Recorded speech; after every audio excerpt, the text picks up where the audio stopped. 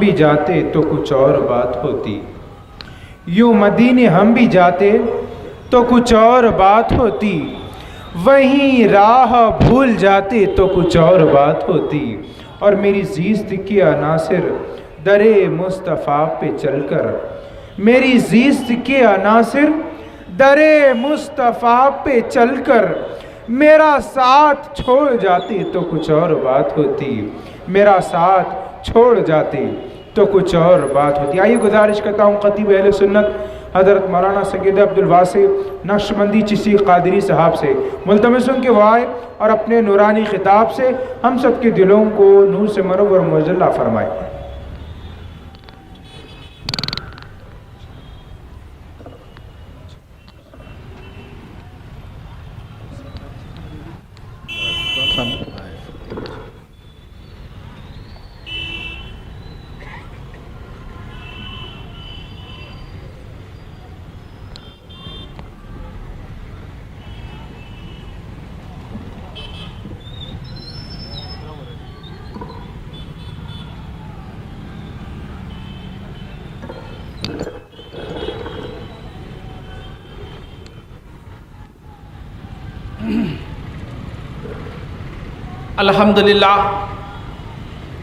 الحمدللہ رب العالمین والصلاة والسلام علی سید الانبیاء والمرسلین وعلی آلہ الطیبین الطاہرین واصحابہ اجمعین، اما بعد فاعوذ باللہ من الشیطان الرجیم، بسم اللہ الرحمن الرحیم، وما ارسلناک الا رحمتا للعالمین، صدق اللہ مولانا العظیم وصدق رسولہ النبی الکریم ونحن علی ذلک لمن الشاہدین والشاکرین۔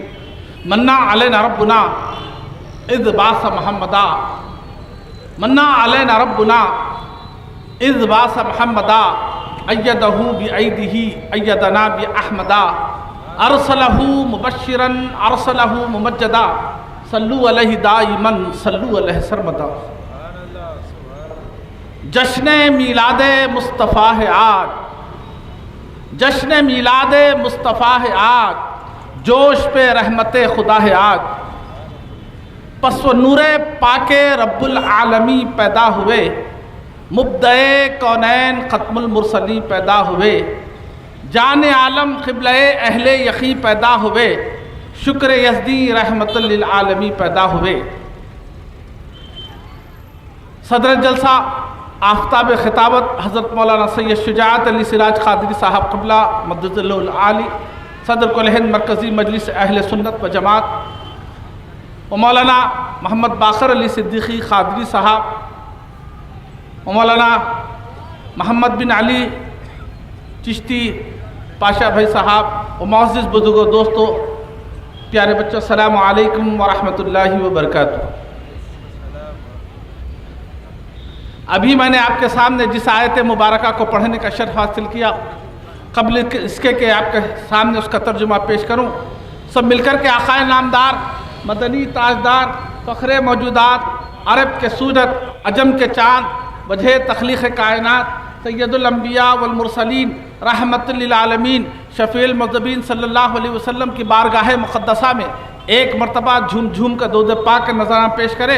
اللہم صلی علی سیدنا محمد وعلی آل سیدنا محمد وبارک وسلم، صلو علیہ دائما صلو علیہ سرمدا۔ الحمدللہ اللہ کا بہت بڑا ہم پر فضل و کرم ہے کہ اللہ تبارک و تعالیٰ نے ہمیں رسول بھی عطا فرمایا، تو رسول اعظم، جس کے لیے انبیاء سابقین دعا مانگا کرتے کہ اے اللہ ہم کو نبی نہ بناتا، رسول نہ بناتا، لیکن محمد صلی اللہ علیہ وسلم کی امت میں پیدا فرماتا تو بہتر تھا۔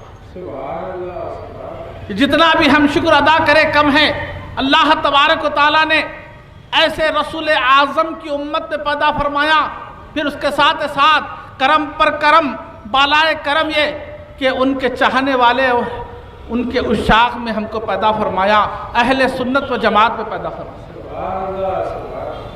آج یہ جشن میلاد النبی صلی اللہ علیہ وسلم میں یہاں تشریف فرما ہے سننے اور سنانے کے لیے، یہ بہت بڑے کرم کی بات ہے۔ میلاد النبی کی خوشیاں ہر ایک کے نصیب میں نہیں ہوتی۔ جو خوش نصیب ہوتے ہیں وہ میلاد النبی صلی اللہ علیہ وسلم مناتے ہیں، جو ایمان والے ہوتے ہیں وہ میلاد النبی صلی اللہ علیہ وسلم مناتے ہیں، جو اہل سنت و جماعت والے ہوتے ہیں وہ میلاد النبی صلی اللہ علیہ وسلم مناتے ہیں، جو بدبخت ہوتے ہیں، بد عقیدہ ہوتے ہیں، بد نصیب ہوتے ہیں، اہل قبیث ہوتے ہیں، وہ میلاد النبی پر تنقید کرتے ہیں۔ معزز سامعین اکرام، آج اس بات کو سمجھنے کی ضرورت ہے کہ میلاد النبی صلی اللہ علیہ وسلم آج ہم ہی نہیں منا رہے ہیں، بلکہ میلاد النبی کی خوشیاں اللہ تبارک و تعالیٰ نے منائی۔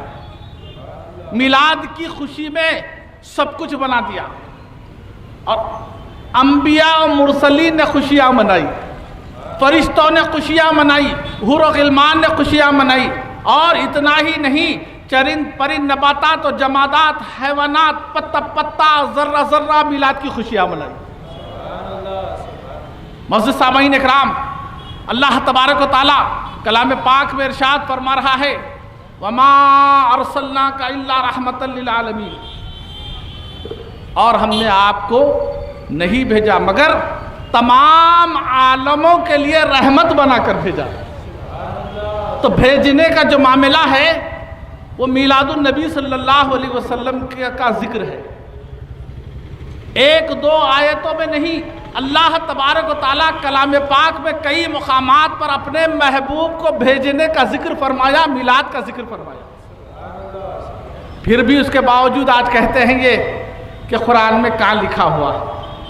تو ہم کہتے ہیں قرآن پڑھو تو سمجھ میں آئے گا، اور قرآن پڑھنے کے لیے پہلے عقیدہ صحیح ہونے کی ضرورت ہے،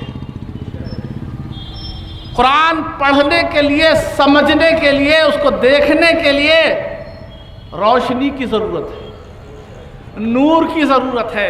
جو سرکار دو عالم صلی اللہ علیہ وسلم کو اپنی طرح بشر سمجھ کر کے قرآن پڑھتا ہے تو اس کو سمجھ میں نہیں آتا، جو سرکار دو عالم صلی اللہ علیہ وسلم کو نور سمجھ کر قرآن پڑھتا ہے اس کو ہدایت پاتا ہے، اس کو ہر جگہ نظر آتا ہے میلاد النبی کہاں کہاں منانا ہے، کیسے کیسے منانا ہے۔ تو معزز سامعین اکرام، اللہ تبارک و تعالیٰ نے اپنے محبوب کو تمام عالموں کے لیے رحمت بنا کر بھیجا۔ یہ ایک عالم نہیں ہے، ایسے کئی عالم ہیں۔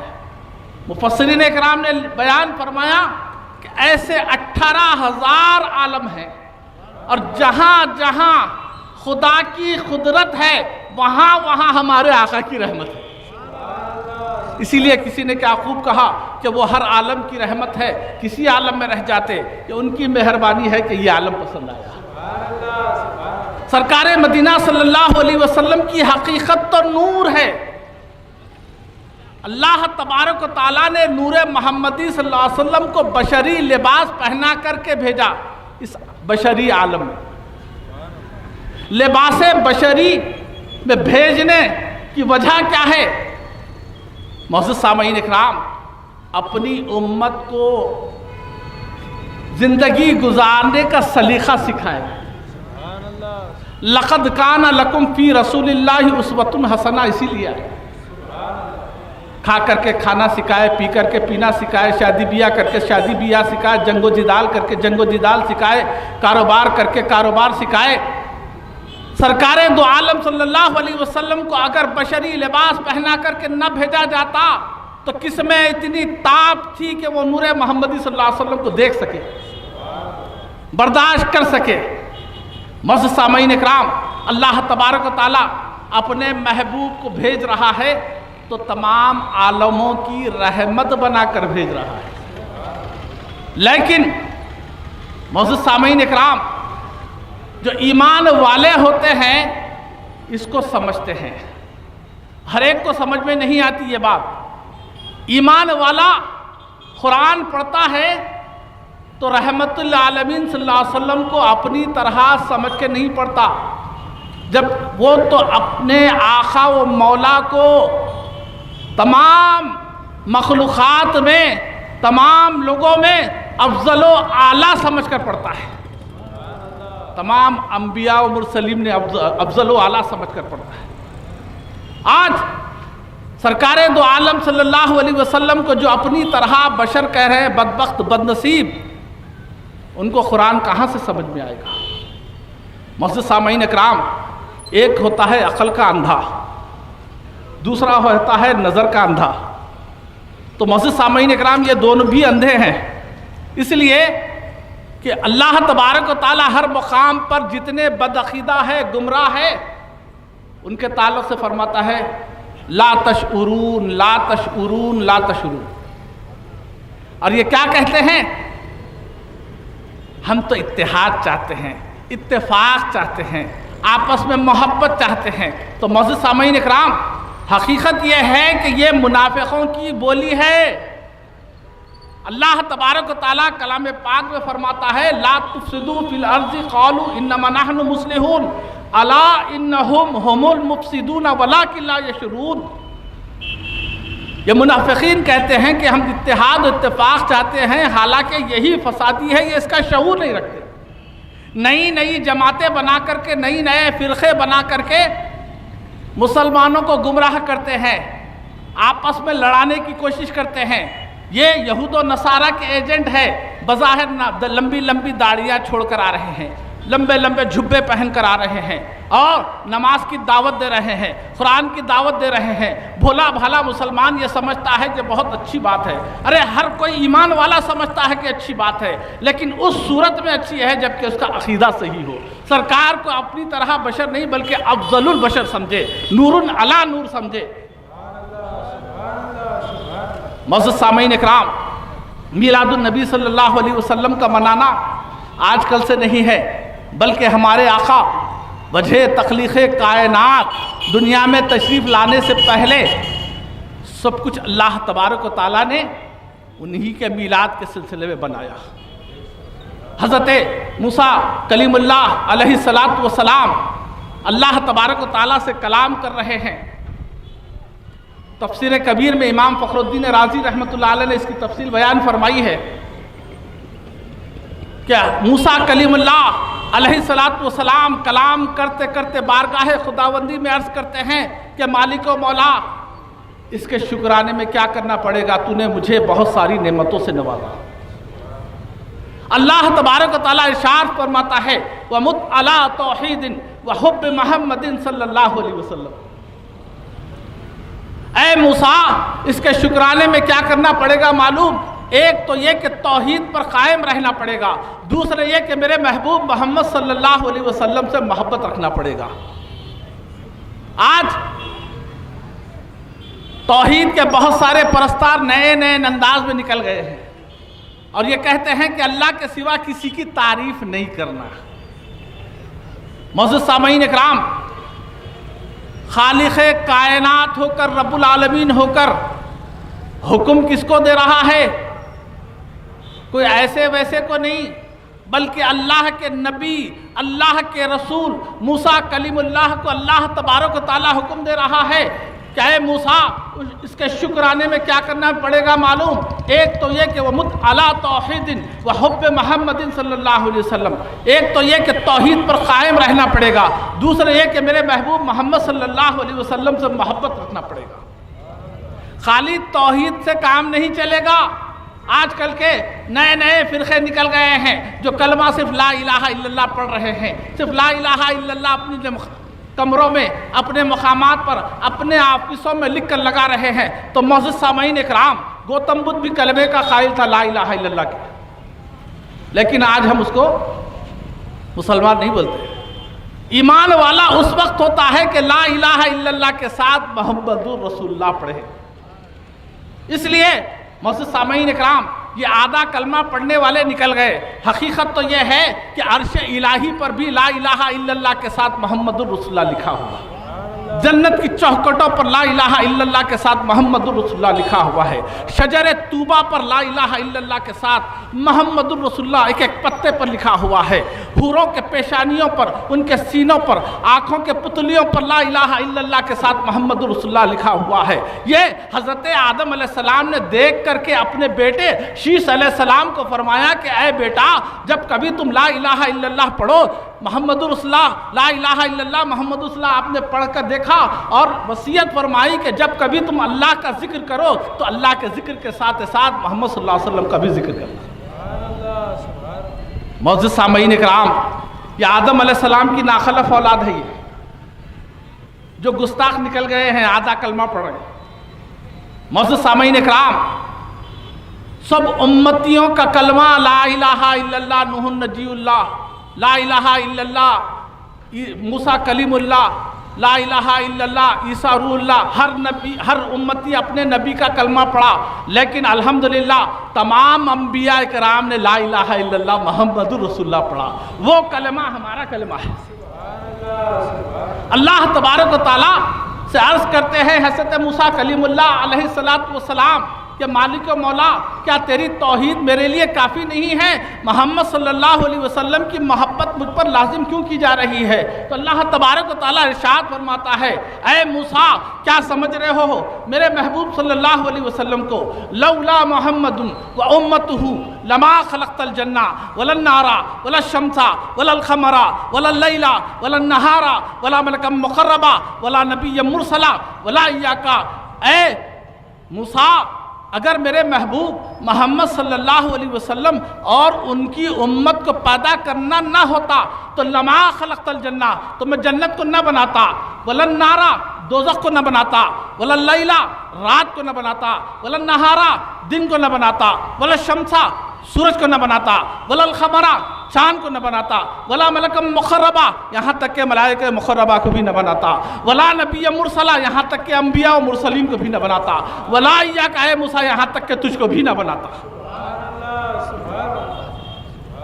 معزز سامعین اکرام، پتہ چل رہا ہے سب کچھ میلاد والے، چاند سورج انبیاء و مرسلین فرشتے، جو کچھ نظر آ رہا ہے یہ سب میلاد والے ہیں۔ لیکن آج کل عجیب و غریب لوگ نکل گئے ہیں ایسے خبیث قسم کے کہ ہر بات پر کہتے ہیں صحابہ کرے کیا، قرآن میں ہے کیا، کہاں سے جائز ہے، کہاں سے ناجائز۔ ناجائز لوگ نکل گئے ہیں، جو جائز کہاں ہے ناجائز کہاں ہے پوچھ رہے ہیں، جو میلاد النبی صلی اللہ علیہ وسلم کو بدعت کہہ رہے ہیں، حرام کہہ رہے ہیں، شرک کہہ رہے ہیں۔ حقیقت یہ ہے جو قرآن و حدیث کے خلاف بولے وہی بدعتی ہے، وہی مشرک ہے، وہی حرامی ہے۔ ایک تو یہ کہ قرآن پڑھے نہ حدیث پڑھے، دوسرے من مانے فتوے دے رہے ہیں، یہاں کا نعبدو وہاں کا نستعین یہی پڑھے، اس سے آگے کچھ نہیں پڑھے۔ قرآن پڑھنے آتا ہی نہیں تو پڑھیں گے کیا؟ اندھے ہیں۔ معزز سامعین اکرام، آنکھ والے ہیں تو وہ ایمان والے ہیں، آنکھ والے ہیں تو وہ اہل سنت و جماعت والے ہیں۔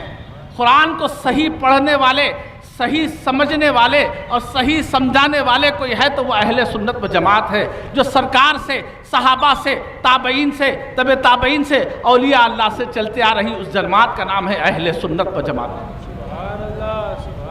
معزز سامعین اکرام، حضرت عبداللہ ابن عباس رضی اللہ تعالیٰ عنہ فرما رہے ہیں، مفسر قرآن، صحابی رسول صلی اللہ علیہ وسلم، یوم تبیض وجوہ و تسود وجوہ، اس آیت مبارکہ کی تفسیر میں کیا بیان فرما رہے ہیں ذرا غور سے سنیے۔ ڈغلے سنیوں جو آج اپنے عقیدے میں متزلزل ہو کر ان کے پیچھے بھاگنے والوں، ذرا غور کرو، اپنے عقیدے کو مضبوط کرنے کے لیے ایک بات کافی ہے، ایمان والے کے لیے ایک دلیل کافی ہے۔ بے ایمانوں کے سامنے ہزاروں دلائل اگر رکھ دیے جائے، دلائل کے انبار لگا دیے جائے، تب بھی وہ سمجھ میں نہیں آتے۔ حضرت عبداللہ ابن عباس رضی اللہ تعالیٰ عنہ، صحابی رسول، مفسر قرآن، جو راز سرکار دو عالم صلی اللہ علیہ وسلم سے قرآن کی تفسیر سن کر بیان کرنے والے، کیا کہے ہیں؟ یوم تبیض وجوہ اہل سنہ و جماعہ و تسود وجوہ اہل بدعہ و ضلالہ۔ کل قیامت کے دن اہل سنت و جماعت والوں کے چہرے روشن ہوں گے، منور ہوں گے، چمکتے ہوئے ہوں گے۔ اس سے ہٹ کر جتنے بدعتی ہوں گے، گمراہ جماعتیں ہوں گے، فرقے ہوں گے، ان کے چہرے قیامت کے دن کالے ہوں گے، سیاہ ہوں گے، ان کے چہروں پر مردنی چھائی ہوئی۔ تفسیر ابن کثیر، تفسیر قازن، تفسیر مظہری، تفسیر قرطبی وغیرہ اٹھا کر دیکھے تو پتہ چلتا ہے قرآن معلوم نہ حدیث معلوم نہ تفسیر معلوم، وہ شرک یہ بدعت وہ حرام، یہ شرک وہ بدعت یہ حرام، یہ شرک وہ یہ شرک بدعت کی تسبیح پڑھنے والے نہ ان کو شرک معلوم ہے نہ بدعت معلوم ہے. جو عمل سرکار کرے، صحابہ کرے، تابعین کرے، تبع تابعین کرے، اولیاء اللہ کرے، اس کو شرک بول رہے بے مان. معزز سامعین اکرام، میلاد النبی صلی اللہ علیہ وسلم کا منانا اللہ کی سنت، انبیاء کی سنت اور خود سرکار مدینہ صلی اللہ علیہ وسلم کی سنت. کیونکہ سرکار دو عالم صلی اللہ علیہ وسلم ہر پیر کو روزہ رکھا کرتے ہیں. صحابہ نے عرض کیا یا رسول اللہ صلی اللہ علیہ وسلم اس کی وجہ کیا ہے؟ ھذا یوم ولدت، میں اس دن پیدا ہوا ہوں اس لیے روزہ رکھتا ہوں. معزز سامعین اکرام، حضرت عبداللہ ابن عباس رضی اللہ تعالیٰ اپنے گھر میں اپنے رشتہ داروں کو، اپنے قریبی لوگوں کو جمع کیے اور سرکار کی میلاد بیان کر رہے تھے. سرکار دو عالم صلی اللہ علیہ وسلم تشریف لاتے ہیں. کیا دیکھ رہے ہیں کہ سرکار کی میلاد بیان ہو رہی ہے. سرکار فرماتے ہیں حلت لکم شفاعتی، تم سب پر میری شفاعت حلال ہے. تو یہ صحابہ کا عمل ہے. اگر کوئی اس کو شرک کہتا ہے تو وہ بدعقیدہ ہے، گمراہ ہے، جہنمی ہے. اور سرکار جنت کی بشارت دے رہے ہیں. کتنے خوش نصیبی کی بات ہے. محبوب کی محفل کو محبوب سجاتے ہیں، آتے ہیں وہی جن کو سرکار بلاتے ہیں. جو اس جلسے میں شریک ہوگا اس پر بھی سرکار کی شفاعت لازم ہو جاتی ہے. معزز سامعین اکرام، جو جہنمی ہوں گے، جو گمراہ ہوں گے، جو بدعقیدہ ہوں گے، وہ آنا بھی چاہے تو نہیں آ سکتے. حقیقت یہی ہے کہ معزز سامعین اکرام، سرکار دو عالم صلی اللہ علیہ وسلم کی میلاد کا ذکر کیا ہے؟ کون کرتے ہیں؟ جو محبت رکھتے ہیں وہ کرتے ہیں، جو ایمان والے ہوتے ہیں وہ کرتے ہیں. یہ جلسہ منعقد کرنا در حقیقت محبت رسول صلی اللہ علیہ وسلم کی علامت ہے، شفاعت کا ذریعہ ہے، نجات کا ذریعہ ہے. یہاں تک کہ روایتوں میں آتا ہے جس مقام پر میلاد کی محفل منعقد کی جاتی ہے سال بھر بلائیں، پریشانیاں، مصیبتیں نہیں آتی. تو معزز سامعین اکرام، اللہ تبارک و تعالیٰ سے دعا ہے کہ اللہ تبارک و تعالیٰ ہم سب کو میلاد النبی صلی اللہ علیہ وسلم کے جشن منانے کی، خوشیاں منانے کی توفیق عطا فرمائے اور گمراہ بدعقیدہ سے ان کا جواب دینے کی توفیق عطا فرمائے اور ان سے بائیکاٹ کرنے کی توفیق عطا فرمائے. وما علینا الا البلاغ. السلام علیکم ورحمۃ اللہ وبرکاتہ.